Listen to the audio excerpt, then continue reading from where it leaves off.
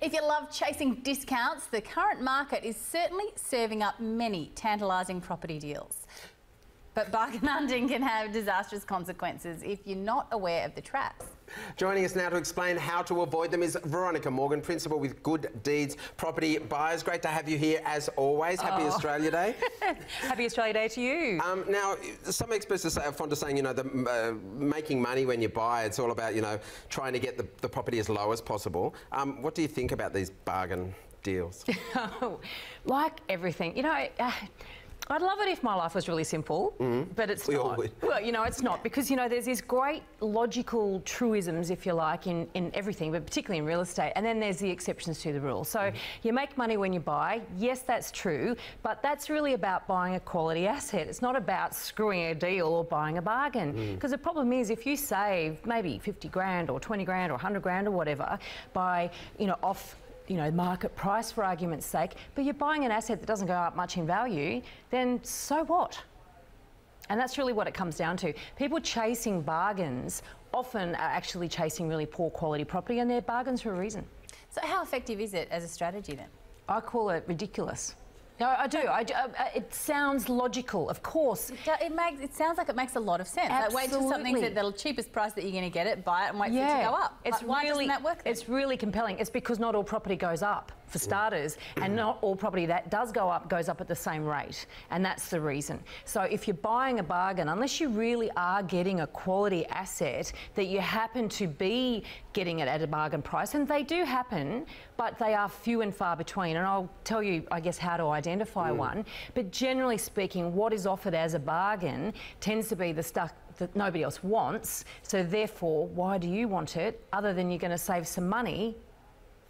Well, you've supplied a list of, you know, discounted, highly discounted suburbs. So would you buy in any of these, and if so, why? No, and the reason why is because there's a really good reason why they're heavily discounted.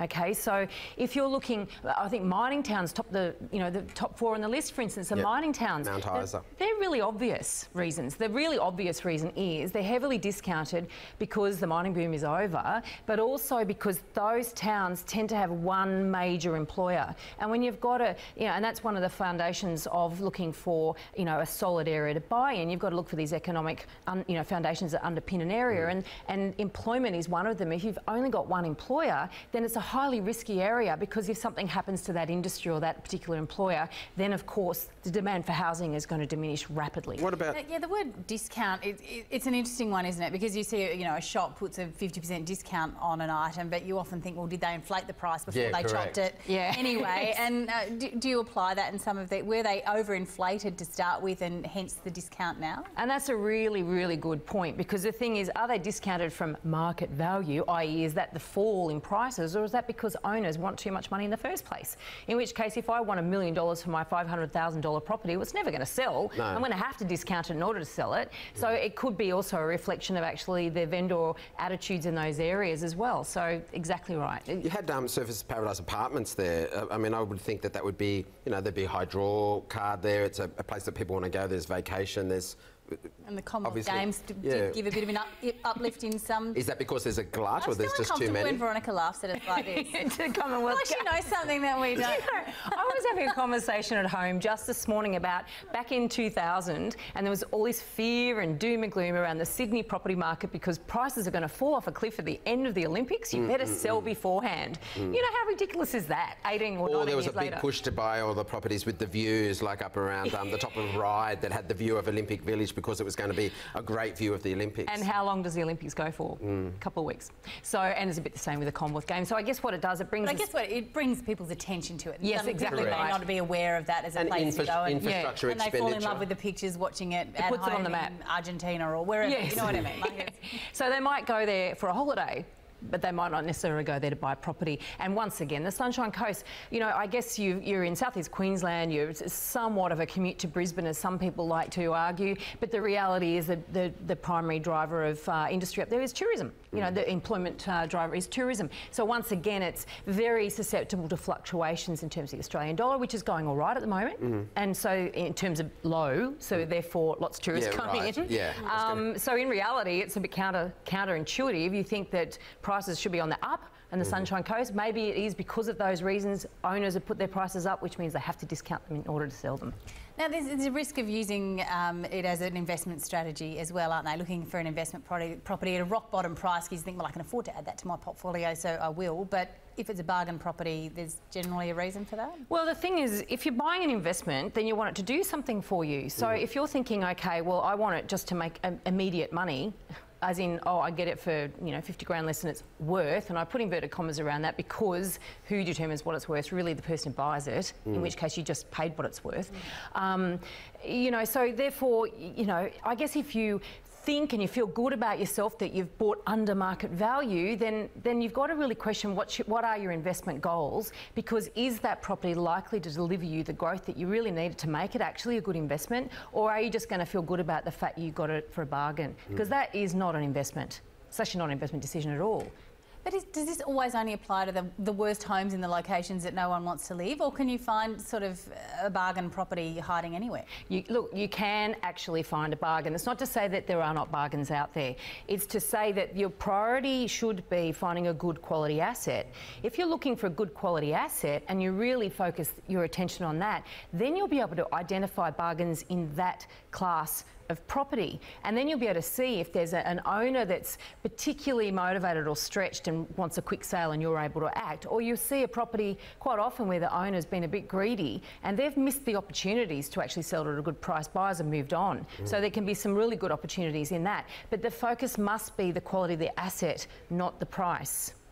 Do you think at the moment there's, there's been a cooling off of the markets, particularly apartment markets in Sydney and Melbourne, that there's some developers that might be stressed that they're not selling product and they've got more of it, that therefore those properties will becoming, a bargain, if you like. The prices are reduced. Are they worth looking at? Well, I'd be very, very, very careful about that, even more so careful, because we've talked before about the risks of buying brand new and off the plan, and they're numerous. And one of the issues there is scarcity. So if you are buying into a small boutique building where the developer is stressed, and also you've got, the developer's got good history, and there's also you've got history on the builder, but there are not a lot of other apartments being built around the area that will compete with that ongoing, and they aren't all the same. So there's a level of scarcity and uniqueness about those properties, maybe, but I do caveat that by saying if a developer's under stress, and if they were under stress while the build was still going on, have there been corners cut? And you've really got to look at that, and that is one of the very big risks. How do you find out? How do you know? Exactly. How do you know? And it is. You can't tell until the building's complete. Well, have you watched it? And check it out. Have you watched it being built? Have you actually watched the when you get your own home built, for instance? You engage your own builder, and you can go on site and check and see what's going on. But when you buy it after it's finished and someone else is being responsible, and they're after a profit, and I have nothing against them for doing that. They're doing their job, but you don't know any of that. I mean, we've had on the show where I'm just picking a company here with there's no commercial connection, but we had an apartment that was selling, and it was like 20 years old, but the agent said it's a Mirvac apartment, and we know that's built quality. Now, that brand and that name is a very big, hard thing to get over a long time, and developers and even smaller boutique developers will have people following them if they've got a good reputation. So those ones are not the ones you're talking about if they've got a good rep. Well, that's exactly right. And one of the things you do have to look at is how they deal in, or how in the past have they dealt with defects, and what has their handover process been. And so trying to find that information is not very easy to find, though, but they're some of the sorts of things that you do need to be looking into. So how do you establish market value when you're buying a house then? How do you know, whether this is heavily discounted and undesirable, or whether it's going to hold its value? Well, you do have to get out there and do your own research, and there's no proxy for that. So you need to physically inspect properties, and don't rush. And don't fall for any lines that are given to you. Really go out there and investigate. So you don't need to rush, certainly not in the current market. So if somebody, an agent for argument's sake, is pushing you towards this particular property because it's a bargain, this is an opportunity, it won't last, all that sort of stuff, well, I would caution you that there are plenty of other opportunities out there in the current market. You don't need to rush for anything. Take the time to do your research, really look around at what else is selling in that area, and also really take the time to understand what other buyers value. Because if other buyers aren't valuing what the characteristics that that property has, then chances are ongoing other buyers aren't going to value it, and that's going to hamper your capital growth. If the price looks like it's, sometimes a bit too good, what questions should people be asking to make sure that they're sort of getting the right information? Well, for starters, how long has it been on the market, and what was it originally priced priced at, and did it go to auction, and did it pass in, and really getting a lot of the history of the campaign. Sometimes that can just show, that can actually show that it's been mishandled. And if it has been mishandled, or the owner just had ridiculous expectations from the outset, then, under those circumstances, if it is a good property, then there could be a good opportunity. One of my team bought a property last night for a client, and the previous, it had been with a different agent, it had gone to auction, the owner had a outlandish, well, inflated expectation. Fabulous property, great location, different agent, deal done, and we know it's a really, really good deal. And that's because it's got that history, and other buyers look at it and think, what's wrong with it? The only thing wrong with it is that they got the pricing and the marketing wrong in the first place. Okay, well then what makes a solid buy? How do you know how did you know that was a great property when everybody else felt, there's a bit of a stink about that one? And that's because we know that happens.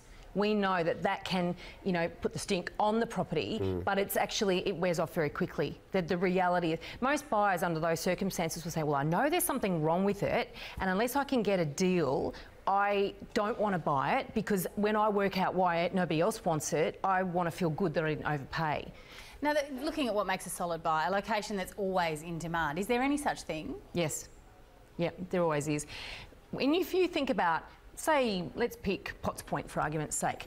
There are always buyers that want to buy, a lovely Art Deco apartment in Potts Point. There are always buyers that are outpriced and can't quite afford it. So in a hot market, they'll give up on Potts Point and they'll look elsewhere, right? In a slow market, they go, great, here's my opportunity. I might be able to afford where I want to be always. And that's the attraction of the quality blue chip suburbs, and that's just one classic example. I was thinking in my old days of real estate, positions near a train station, so transport is still a draw card for a good property, even if it's not every suburb's by the sea or by a shopping strip. Yeah, look, I think the train lines have huge value. You don't want to be too close to the station. Yeah, sure.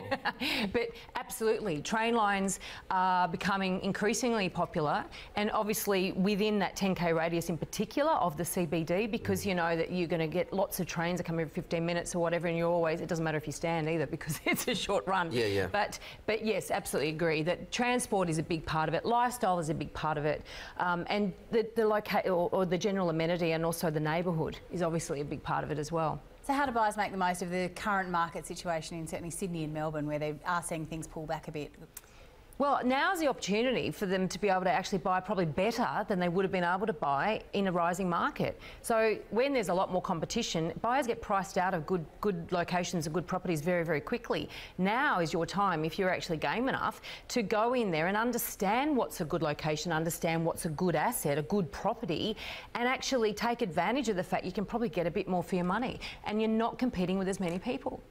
And researching and inspect, I mean, you as it's your business, so you're obviously researching and know a lot of markets within your area that you are working from. But inspecting the properties is paramount as well. Oh, absolutely. You can't do this research online. You actually have to go out there and physically inspect properties, and then you'll start learning. You'll learn by accident, if anything, because you'll start looking around. You'll see the open houses where there are a lot of people, and you'll get to understand why that is. And you'll see the open houses where there's nobody, and you'll get to understand why that is. And that'll start to inform you and help you really understand what is valuable in every particular suburb. And it'll be different one suburb to another.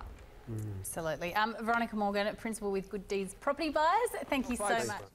What a sensational property, very unique for the area. I know I waffle on about sandstone fronted homes every time I sell one, but this one is not sandstone fronted, it's a sandstone wraparound. And this passed the ultimate test the other day, 46.2 degrees, and we had an open inspection here, and I'm sure anyone who attended that open will attest to how cool and comfortable it was inside. A 1984 extension on the back, the roof's been redone, beautiful picture perfect gardens under the sensational tree, the backyard, that beautiful Chinese elm tree, and just picture the new owner having a barbecue perhaps at your new home. There you go. Great home, as I said, 4-bed, 2-bath, family ready. But the thing I really love about this house, you could move in and be happy for the next 10 to 15 years, or you can just add further value to it. You can do a bathroom, you can change the extension, you can put a beautiful big outdoor area on the back there in light of that beautiful tree. As I said, you've got a big block with no encumbrances here. You've got great neighbours. You've got probably, what do we reckon, Si, about the first $1 million home in Melrose Park being built over here on the corner. Lovely neighbour next door's got beautiful renovations. You see the bloke at the back who's bought, I was talking to him, new fencing all around. The neighbours are absolutely fantastic and they've been very accommodating for me filling up the street with cars. Yes, I'll get on with it. Anyway, without further ado, ladies and gentlemen, I'm going to open the auction here. We're open here. I'll get an opening bid to get us away. I'll take an opening bid from the crowd to get us started. Opening bid to get us away. History repeats every auction. I haven't had someone jump in. Doesn't have to be your best, it can be your worst. It's normally the way these things go. I'll take anything to kick us off. Surely this house is worth anything. I'll get you started if I have to. Might I suggest something in the mid-fives to crack us away? Mid to low fives. Get us started. Thank you. 700 over. No, just kidding. 550 and thank you. Welcome to bidding 81. 550. I'll take rises of 10 from here. $550,000 over there with 81. $550,000. Thank you and welcome to the bidding. $550,000. I'll take a rise of 10. Bring us up to 560, please. 550 over here with bidder 81. 560 we're looking for. First call at 550. 70, welcome to the bidding 75. 560 over here. Back at you 570. 570, same courtesy. 580. 580, 590, 590, 600, 600, 610, 610, 81, thank you, 620. We're over here, $610,000, good strong bidding and they want the keys. We're over here with 81 at 620,000, sorry, where are we? 610, whoa, so sorry, almost made you spend a little bit more money than necessary. 610 over here with 81. First call at 610. Second call at 600. Welcome to the bidding. 620 over there with 78. Back at you with 630. 630 with 81. 640, sir. Oh, I need to see your number there, please, ma'am. Just show me your number there. 640, 77. Lucky 77. I don't know whether that's lucky or not, but it sort of sounds lucky. $640,000. First call with bidder number 7. 650 over here with 75. $650,000. I'll take you up in tens at the moment. Look for 660. $650,000 over here. Nice round number. First call at 650. 660, 77. 660, 70. 70. $660,000 over here. First call with bidder number 77. Second call. I'll take a 5 if you like, folks. 5, 665, 81. $665,000 over there with bidder number 81. 70. 75. Yep. 70. No, we've got 70 with 77. Bidder number 77. Waited till last. First call with 77 over here. Second call with bidder number 77. Third. Yep. Thank you. 75 over there. Back at you, 680. $675,000 over here at 81. 675's the number. $675,000. We're going once. 680. Thank you very much, number 77. $680,000 over here with number 77. $680,000 going once. 680 twice. 85, 81. 85, 81. 85 with 80 numbered. 685, show the same courtesy. Back up to 690. 81's over here. First call at 85 with bidder number 81. Great strong bidding. Second call. Third and final call. I'll take what you like at this point, buyers. We've got $685,000 over here with bidder number 81. Well, folks, I'll just take 1 minute. I just got to confer with my vendor. I'll be right back. Pretty strong bidding so far, don't you Daniel think? Richardson going to have a word with his vendor, but I would hope his vendor's pretty happy with where things are at, given their price guide was $580, $590. Yeah, almost $100,000 over what they were hoping for. So I expect they'll be coming out and saying it's on the market, it's going to be sold today. Yeah, I think so too. I mean, it was pretty strong starting off at $550, but we sort of had $20,000 sort of increments going up, sitting now at $685. There seems to be a couple of strong bidders, the same numbers being repeated, which is interesting when you're watching an auction because it sort of confuses when it's close to the figures. But 81, 77 and 75 are these three bidders that keep reoccurring, so it's interesting. They're probably homeowners too. They want to make it their home, so they've probably a little bit of emotion driving that, I think. It's definitely the kind of house you'd be wanting to live in. Yeah, it's not it's something gorgeous. you sort of snap up and land bank No, or something. and beautiful character that we expect from those stone-fronted homes in Adelaide in South Australia, and just beautiful character and a great flat block, so there's lots of room to be able to move and increase it. All right, here it comes. Daniel Richardson's coming back out. Let's see what his vendors have said. With 81. Second call. As I said, I'll take what you like here, buyers. Third and final call. Are we all done over here? Anyone in? And we are selling. We are selling. We are sold. Folks, thank you very much for attending today. Congratulations to our purchaser. All the bidders, the vendors have done a fantastic job. Just letting you know, Tanner Real Estate does have another fantastic property about to hit the market. How beautiful is that? That's nice family there, hugs all around, congratulating them on their new price. It's beautiful. Yay! Look, that set lights up again. Yeah. Woo, here we go, there's the sold.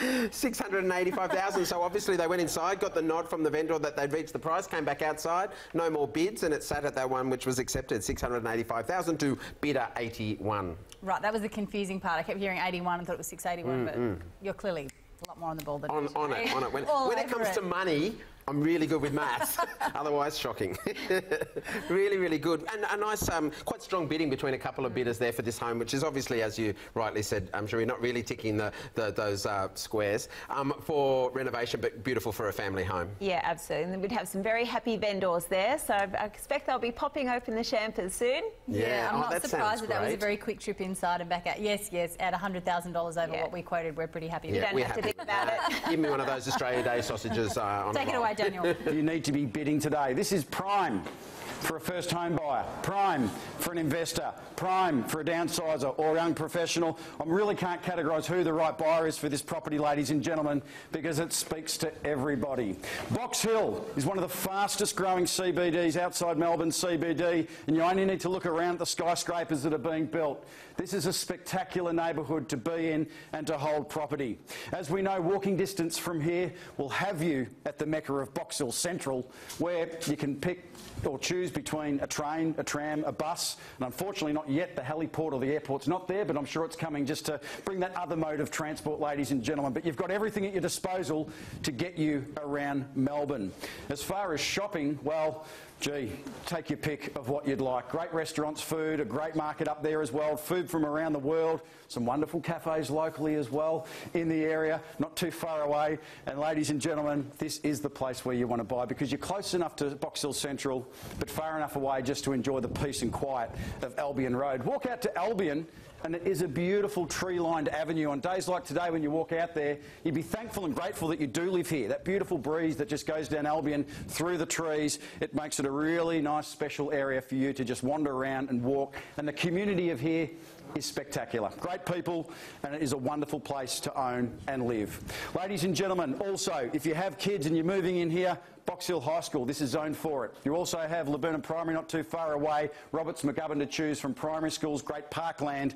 This is a very special opportunity. But the apartment itself, as I've said, ground floor, solid brick, really nicely insulated. It has that split system cooling going today, which is nice at this time of year when you have those warm days.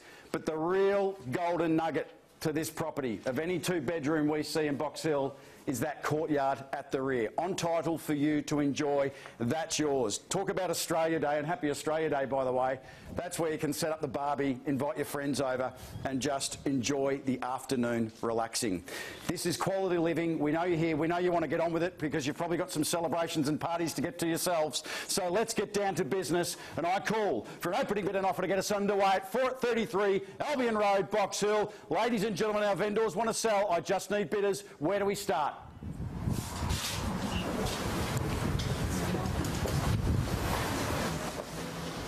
Sometimes we call it the calm before the storm.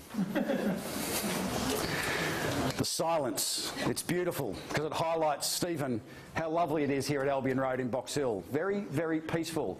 This gorgeous little balcony here, the Juliet balcony off the living area. Just picture yourself in this very quiet precinct. As quiet as it is at the start of this auction, having a cup of tea in the morning with that east sun flooding in.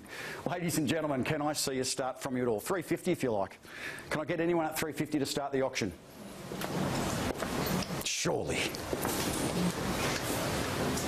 Otherwise, I'm very comfortable to start it on behalf of the vendor. 350, and welcome, gentlemen. Good to see you there. Look like you've been down the beach, all of you. At $350,000, spotting a nice tan there at the moment. At $350,000. At 350, let's go from here, maybe in tens if you like, to 60. At 350,000, opening bidder. Good luck to you, gentlemen. At 350, I'll look for 60 if you like, or nominate a rise even stronger. At 350,000, can I see 60? At 350,000, 60. Welcome, sir. Bidder 9. Good to see you, sir. That bidding paddle matches that smiley face on your jacket. At 360, away we go. Back at 70 if we like, gentlemen. At 360, you bid against. Or anyone else quickly now. 360 at 360. At 360 is the bid. 70 I've got. The nod. At 370. 80 straight back, sir. No pressure. Just 80 people staring at you. Thank you. 380. At 380 now, and we go. 90. No, holding tight at 380,000. At 380, ladies and gentlemen, good auction. 2 bidders in at the moment. Welcome more. But at $380,000, remember, you need to be the highest bidder. That's always the way it goes at auctions. If we're not on the market, not selling, the highest bidder at the moment at 380 will get exclusive right to negotiate with the vendor at their reserve price, which means if you're sitting on your hands, you will miss out. At 380,000 now, Albion Road, Box Hill, beautiful central position. At 380,000, I might undo the jacket. At 380 now. At 380 is the call. Back at 90 if you like, or anyone else. Up. 390, welcome new bidder number 3. At 394, straight back, sir. Bid strong. Yes? No? 390. First call. Bidder in. Welcome, sir. In the lead. At $390,000. At 390 now. Thank you, 400. Welcome to the bidding. New bidder now at 400. At 400, good bidding and good luck. At 410. Joe. Did that phone just say Joe? Yes, it is. And that is you, Joe. 410. That's amazing. At 410. At 410. 20. At 20, welcome back at 20. Take the lead, strong bidding now. At $420,000. At $420,000, warming up. At $420,000. I think I said warming up because I'm standing in the sun. It's beautiful out here. At 420. At 420 in the lead. First call at 420. Second, third, final call at 420. Do we take it 30 or go 25? What do we say? 425. 425. We did that together. 425. 430 and selling, ladies and gentlemen, on the market. Make no mistake, your property, if there's no further bid, at $430,000 we sell for ownership at $430,000. 35, welcome now at 35. At 35, and it's heating up at 35 and 40. 34, 40? 40, thank you. At 440,000. At 440, good bidding, multiple bidders in. 45? 40 is the bid. At 440,000, any further bidding we're selling. Contracts will be exchanged. At 440,000 in the Box Hill High School zone. Transport aplenty, a beautiful avenue, tree-lined street with that courtyard, which is the golden nugget. At 440,000, I'll call it in your favour. On the market we sell. Once and twice, third. 45, at 45 and back. 46. 46 and a good bid. I'll take the 1. At 46 now. At 46, go 47 or 8 or 50 if you like. But at 46, at $446,000 we sell. Highest bidder, ladies and gentlemen. Good crowd here. Superb property. This is gorgeous real estate when it comes to apartments in Box Hill. 447, 47. It was a polite finger too, sir, thank you. At 447, at 447 now, we sell. At 447, 440 and a half. I like the half, I'll take that. At 447, 500. Think of that courtyard, 2 of them. The backyard, absolutely brilliant. Comes with a garden shed as well. Happy Australia Day, it's nice to have it, just doesn't have the hills hoist. At 447 and a half. And a half at 48. At 448,000. At 448 we sell. Who wants to take me to 50? 448 and a half. 48 and a half, outdone. You sure? Have a conference as a family. Just a last minute conference, but 448 and $500 to buy the property. At 448 and a half. About to sell. Any other bidders I need to know quickly, ladies and gentlemen? At $448,500. Isn't it great? $500 to put your nose in front to buy a property. Well done. Good bidding. 500, thank you, at 449. 50? 449. At 449, back in the hot seat. At 449,000. Sorry? Half again. Half again. 449 and a half, thank you. At 449 and a half. At 449 and a half, good bidding from all parties now. You've gone quiet, sir.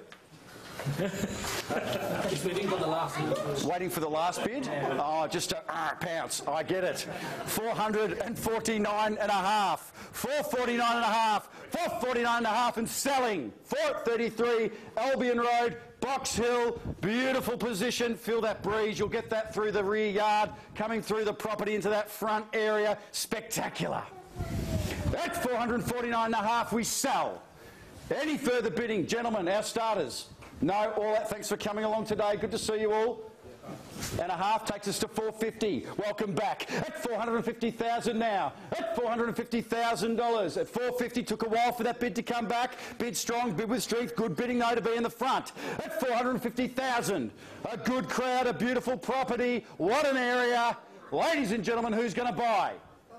451, strong bid, nice bid. I like the bid. Upping it there at 451. At 451 and coming back. Any further bidding? At $451,000. 433 Albion Road, Australia Day. You'll remember the day forever that you purchased a property.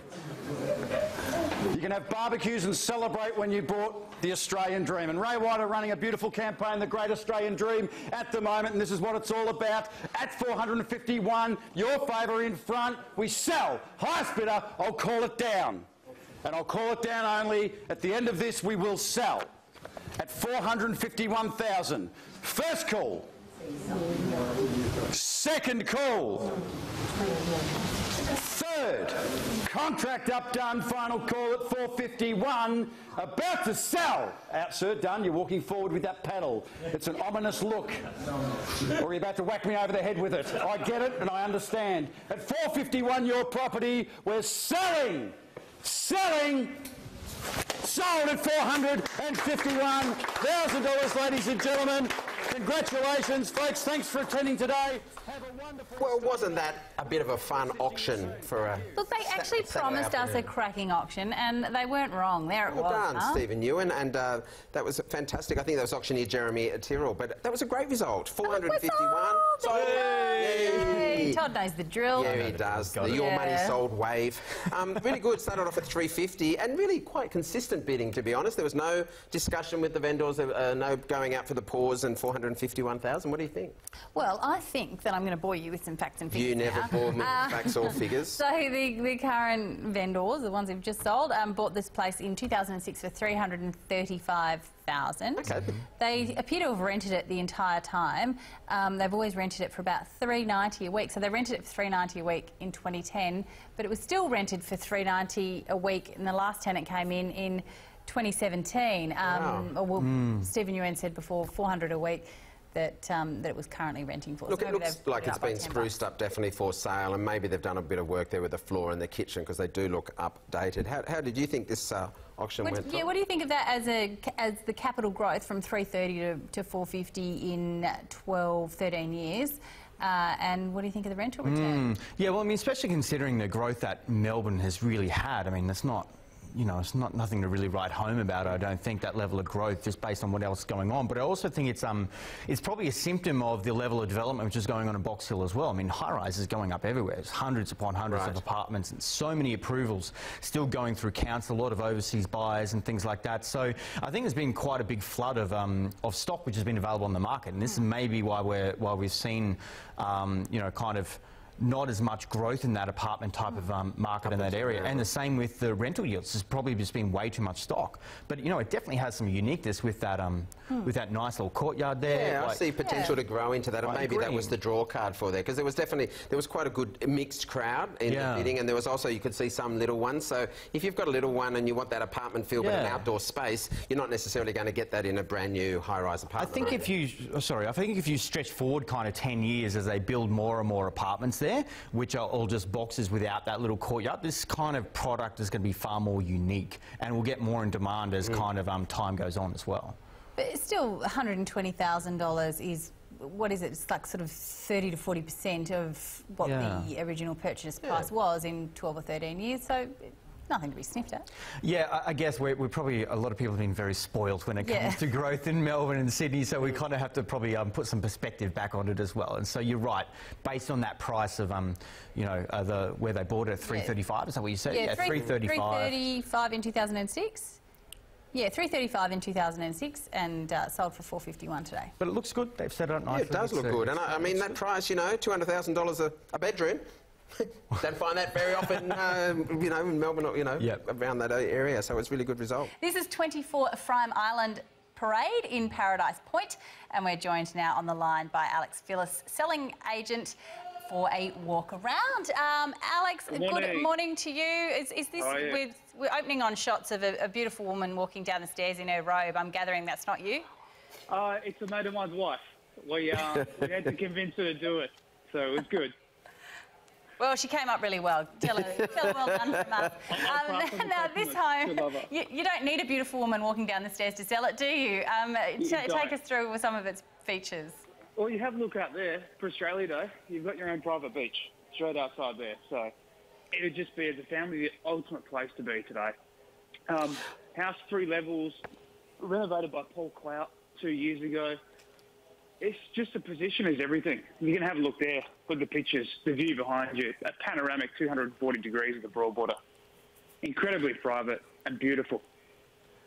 The footage that we're looking at now, I'd say taken by a drone. It's beautiful that it's up over and above. Its position is fantastic. I like in the description that you've got, enjoy your morning coffee whilst dipping your toes in the water. Yeah, that's a good one, isn't it? It's so true. Exactly true, you can do there.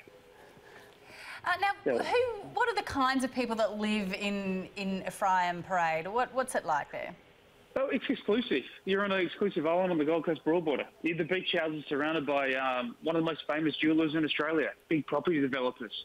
It's a paradise. It's safe. It's everything you want.